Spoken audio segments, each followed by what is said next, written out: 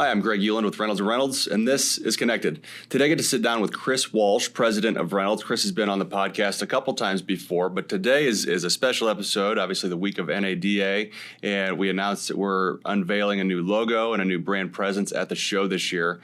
So Chris, thanks so much for joining and sitting down to talk for a little bit. It's great to be here, Greg. Yep. Okay, so take us back. Maybe we can start, go back to January of 2022, right? You were named president of Reynolds and Reynolds, and you really leaned into three core pillars for us to focus on as a company. It started with our product set, right? Obviously, what we're putting out into the industry for our customers, the success of our customers, ensuring that they're as profitable as they can be and successful as they can be, however they define that, and then industry relations and having a better presence in the industry, a bigger presence in the industry, and sharing more. So maybe start by talking a little bit about the work we've accomplished in the last 12 months and kind of where we've gotten to. Well, I mean, if you think about those three things you mentioned, I mean, it's easy to say those things. To actually go out and execute on those things is a whole different matter. I mean, if you just think about changing how a company operates with its customers, I mean, that's a massive undertaking when you consider you've done things a certain way for a certain period of time, and to make a big shift and to do that differently, is it's a big project. Yeah. And it involves cultural shifts. It involves obviously the shifts in how we operate, and it also involves shifts in product development and how we looked at our product set and what's the best product set to help our customers be successful.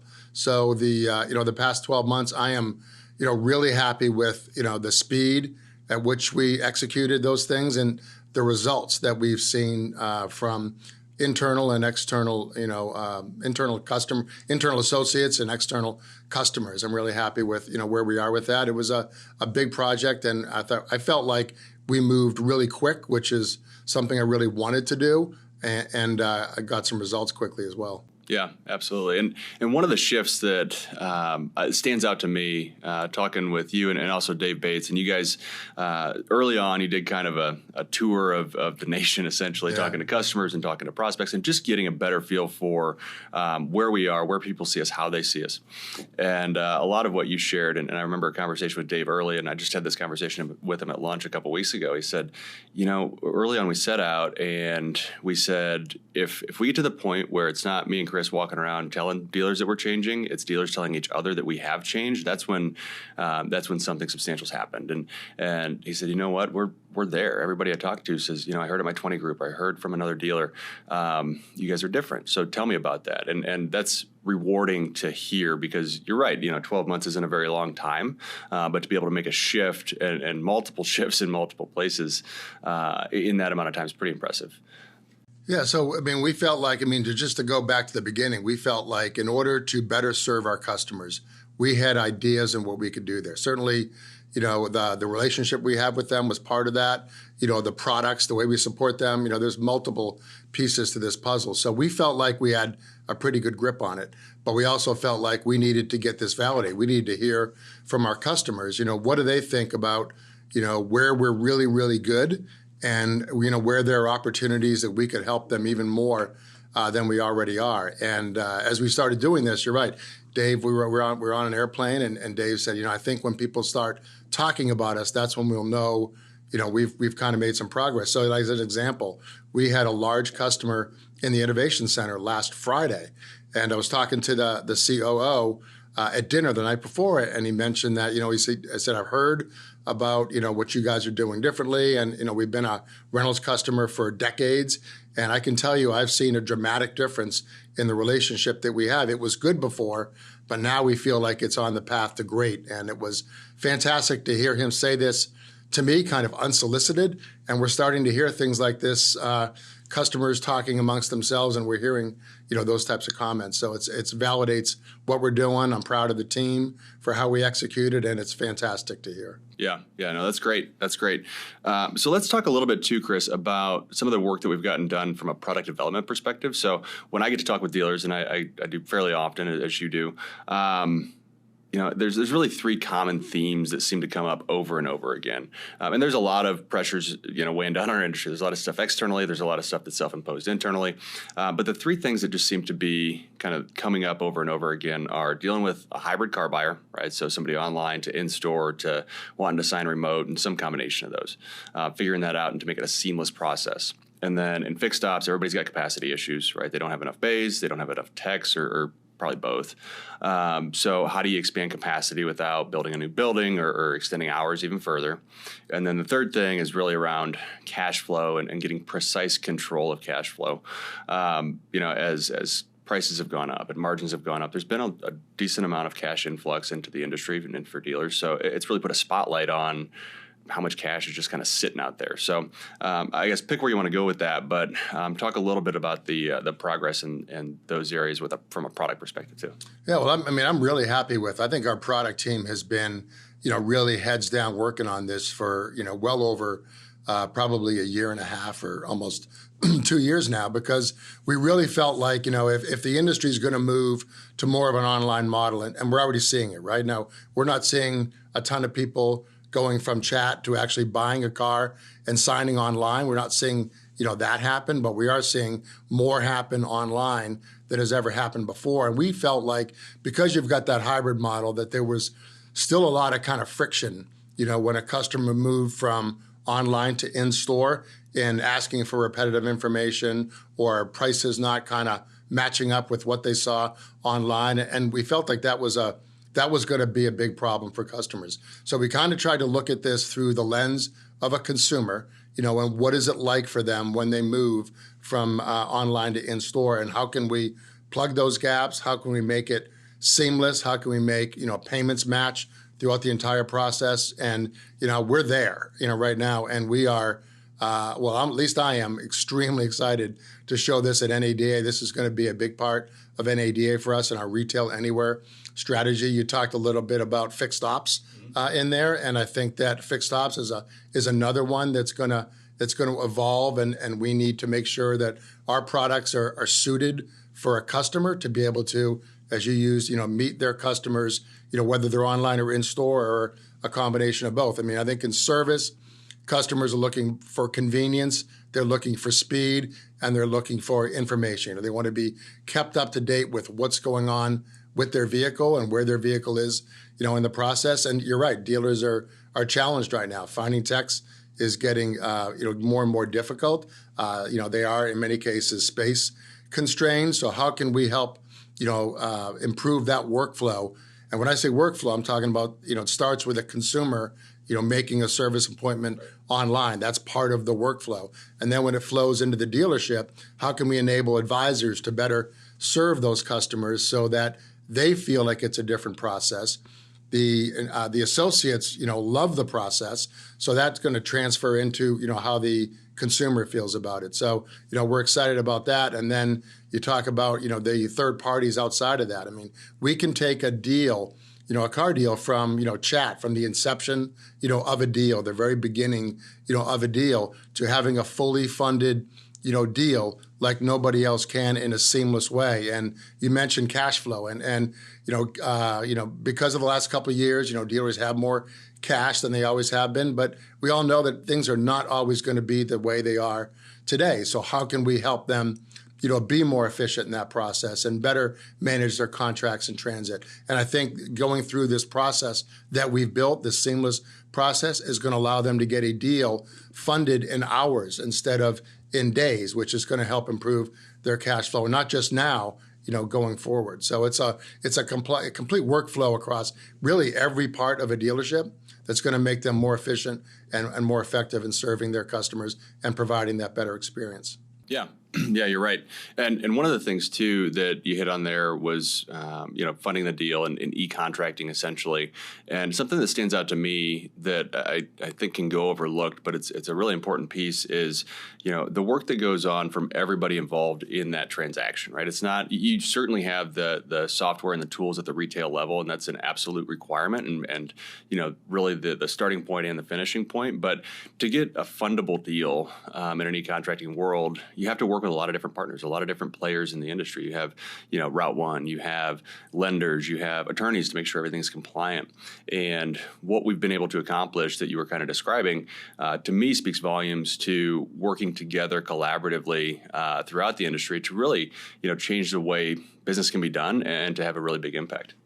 Yeah, I mean, you're 100% right. So, I mean, yeah, it takes a lot to make this work. And you mentioned, partners we have like Route One. You can also throw 700 credit in there as part of the credit application process and making sure that's seamless. Certainly, financial institutions, and how can we better work with financial institutions? Aftermarket, organizations, that are part of that, process. So, I think we've done a much better job than we have in the past, collaborating with organizations like that to help build, because you got the software and that's great, but the software doesn't work unless you're working well with all these other entities out there. And we've done, a fantastic job with that.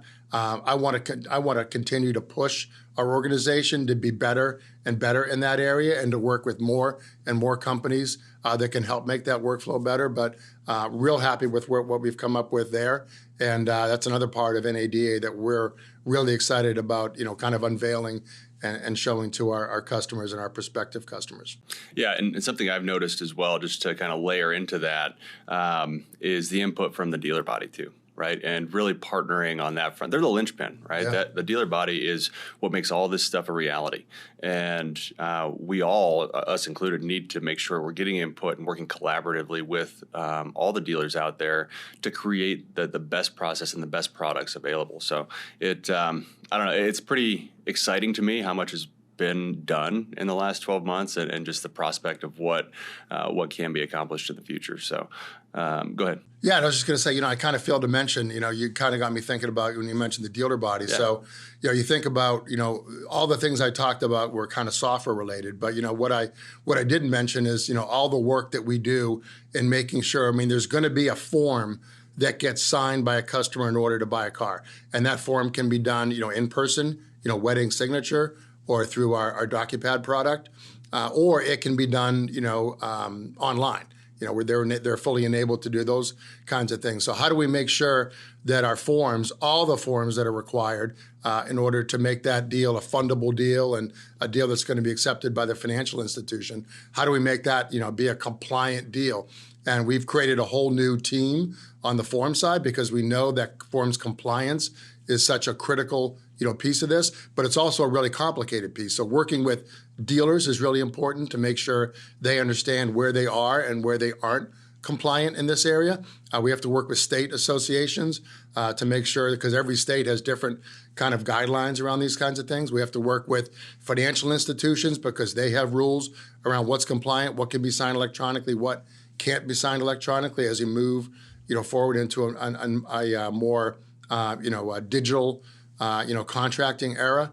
And so it's been all these pieces that have to come together in addition to the other pieces that I referenced that we really I feel like we kind of really rallied around it as an organization and looked at everything we can do, every possible way that we can make that a better process for retailers, which in turn makes it a better process for customers, which is really the end state that we're all trying to get to. Yeah, that's great. That's great.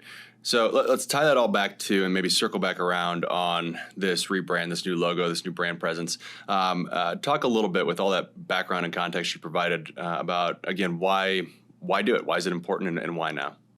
Well, I think it's important just because, we're in a, kind of a state of, almost organized chaos in automotive right now, where there's so much change going on. It's all happening, really rapidly. I've been in the business for, I think, 36 years now. It's a little tough to keep count once you get past about 20 or 25. But I've seen a lot of change happen, but the change has always happened in like these kind of longer time frames, and it just evolved over a longer period of time. Well, now, this is true in every part of our world. Things are changing, but the change is happening, much more rapidly, and people are expecting things to be different, much more rapidly. So to go back to what we talked about in the beginning, I felt like, in order, to meet the evolution of where the industry, is going, and in order to better provide our customers with tools to enhance the customer experience, because at the end of the day, that's really what this is all about.